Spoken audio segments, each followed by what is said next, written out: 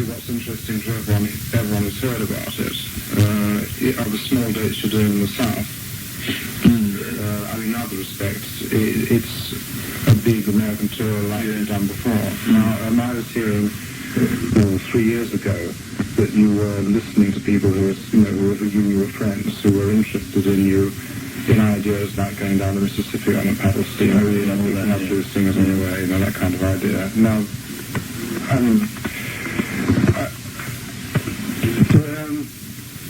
to you, in your head, how much is that part of the tour? The most interesting? We've got quite a good sort of selection of Southern dates, and I haven't got a list in front of me, so I'm not that familiar with it. I think it goes from Albuquerque to Mobile, and stop in New Orleans for a couple of days, and we don't play in New Orleans because they won't let us play there. Can you hear that music, Trevor? Yeah. Maybe we should close the door. And there's a few, Tuscaloosa, Nashville, Knoxville, and during that period we'll pick up this gospel singer called Dorothy Norwood, and she's really amazing. She tells all these stories, she preaches all these stories of the denied mother and just enslaved. And how did you meet her? When did you? I'd never met her. I've only heard her records. And so we wrote to her and asked if she'd like to do this bit of the tour, So what did she say? She said, "God bless you, my children." Of course I'll do it. So she did actually, and so she's doing it. And that should be quite fun. And we're doing some of it by road. But in that part of the tour, are you going to be going to places you've been like before? Are you meeting friends there? Well, we want to do smaller dates. It's just small dates. We'll be meeting people friends down there. And I've never been to New Orleans, actually. No, I've been to other places. So I'm looking forward to going there. And we've got Stevie Wonder on the tour, who I like very much. And we're going to cut an album on the tour. And it should be a nice album with Stevie Wonder and Stones, and maybe Dorothy Norwood too. The joint was rocking, going round and round. When are you going to play in England next? How are you going to play at Lincoln? Well, I don't know if we're going to try and play in Lincoln. It will depend how far we get with the rehearsals, because we're trying to rehearse a new show, so that it's got to be really together. And we're going to start in Vancouver, which is a pretty small gig, really. Forgive me, Vancouverians. I mean, it's a pretty small gig, and I don't fancy really starting a big gig like Lincoln with a new show. Well, for people listening, you will have it in mind at some time, even if Lincoln... If there's another summer thing, after we've done the tour, it would be nice to come back and do them straight away when we're really into it. I think there is one or two more, so we could do. Can I talk about the second album?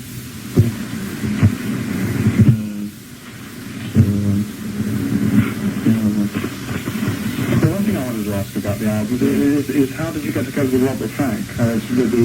The photographs on this album were taken by Robert Frank. Yeah. He's got a really distinguished history, as you know, Yeah. as a photographer. Yeah. And he photographed Pull My Daisy, isn't it? It's one of the very first films. Yeah. And he has this book on the Americans, and there are several photographs from here which were taken maybe around about the time your records were first coming out. Right, exactly. It's a long time. No, before our records were ever thought of. Later, I call them later.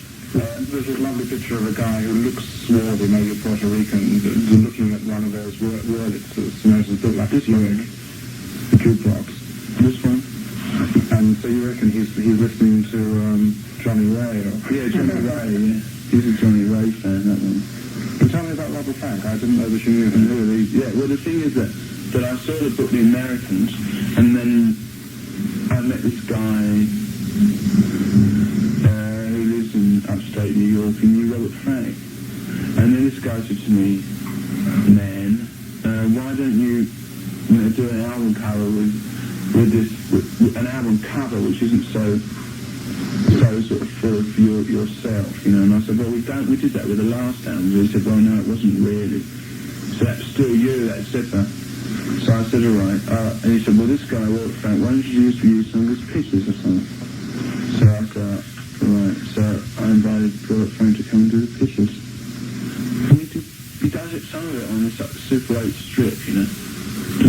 us still. And take some of these were, these obviously were a Super 8 strip. The thing that strikes me about this book, The Americans, which I hope is still in print, It's in there printed, that's why I saw it. is that there's this continual feeling in the book of being on the road. You know, about the colossal space of America, which you must have a pretty good idea of from being on the road yourself. Right, we hope to make a film with Robert of the tour. But he's not going to shoot on the stage stuff all the time. We're going to get him to shoot the periphery. You know, on the road, real on the road, these trains going to look. We're going to shoot some tour stuff with some concert stuff there, separate, some glossy colour.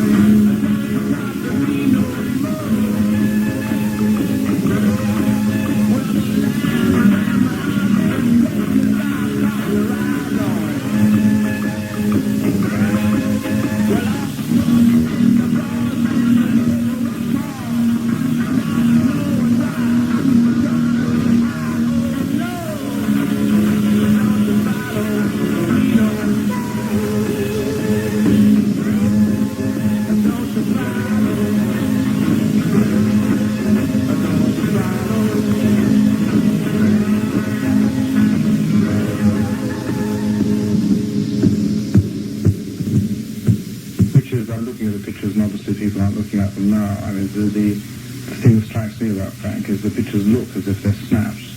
So in fact, you can go on looking at them for a long time. Yeah, they are. They're very good at snatching moments. Yeah, he's good. He's a good guy. You got on well with him, obviously. Yeah, I did. We got on instantly, so that was what was his immediate reaction to you contacting him? He was very pleased. I mean, it's the first time he'd been out of wherever he lives, which is, I think, Labrador. Nova Scotia. He hadn't been out of Nova Scotia for ages. So he was a bit freaked out when he got there. And, no, he liked it. He liked the idea of it. And he was very pleased with the result. Except this part on the back, which he didn't do at all. This is someone else's pictures and he didn't like it. Well, I wouldn't have liked it either. Is there going to be any difference in your stage act this time than last time? Last time I saw you was the last time you were here in the Roundhouse. No. Well, that was pretty different to the American. It's always different. Not a bit. I don't know until I get there. You know, when you've got new numbers to do, then you can do everything different. Do you ever go and see ballet to get ideas?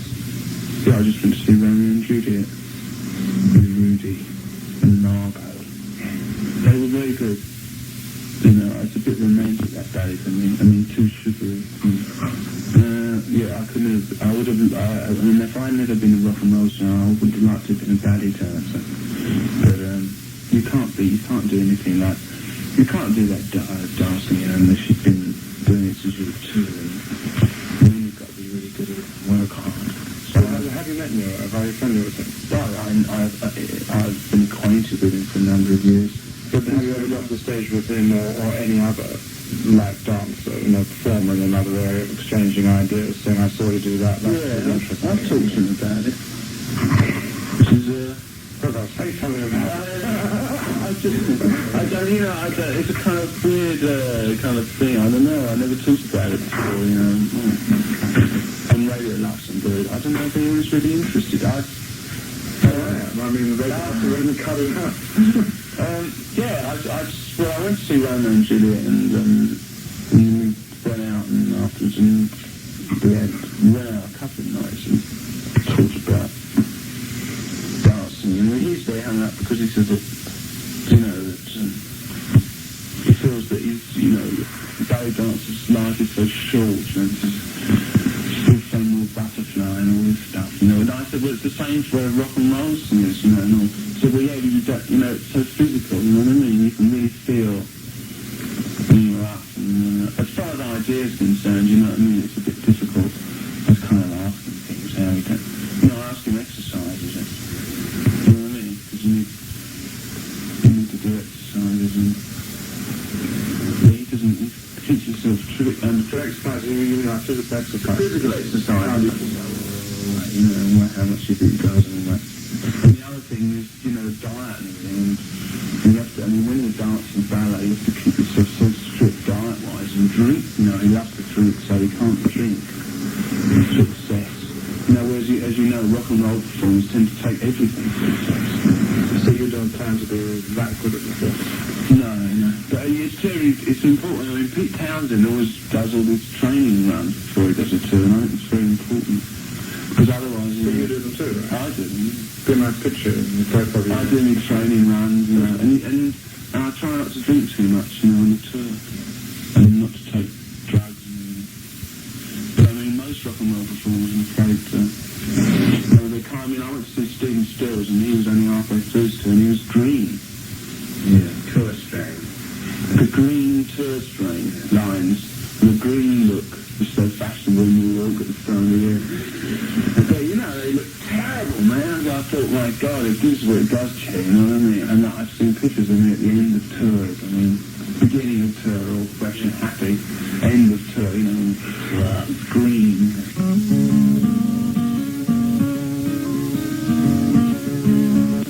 How much does your act vary according to the nature of the audience? So there is similar info that. I know. Coast it with a bad audience. Well, I think 3 last times I saw it was, the longest to go was in Hyde Park. And then, 18 months later in Paris, on the end of a big European tour. And the last time was in Vienna, a few days afterwards.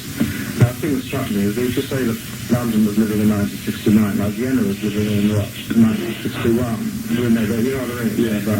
And so they're a much more sort of physically excited audience. Yeah. Much more uptight about the fact that you're a star and they've never seen you there before and it's a big event for the city and if the mayor didn't shake you by hand, he should have done, all that kind of thing. Yeah. And to me, the act that stands out was the Vienna one, whereas in France, where there's all this sort of using the Rolling Stones for political purposes, people being super sophisticated, you really seem really at ease. Well, if you saw the first show, I was really at ease. That was last time. Yeah, it got better. I got used to all these idiots after a while. And after that, actually, the second show in Paris was very good. The first show I was very at ease because, it was different to all the other shows, and suddenly these frogs leaping about everywhere. Nice though they are. Very nice. But they do have a different way they have a different way of enjoying themselves, and I wasn't ready for it, man, I must admit, I wasn't ready for it, and I wasn't ready for the people jumping all over the stage, and, it's very difficult to play, and I'm being all serious and trying to play and sing as good as we can, and it's impossible to do it, in that atmosphere. But part of what's on my mind, I don't know how England compares with America in this, but 1969 in Hyde Park, right? And the barriers in front of the stage were, with all the stories you hear about uptight Rolling Stones tours, and the barriers were about 3'6" high. I mean, anybody who wanted to... That was a very nice... But even then, 3 years ago, you didn't get the screaming and assaulting the stage thing. Now, would you prefer it when it's like that, or do you actually prefer it when people react to you in the old-fashioned way? I don't know.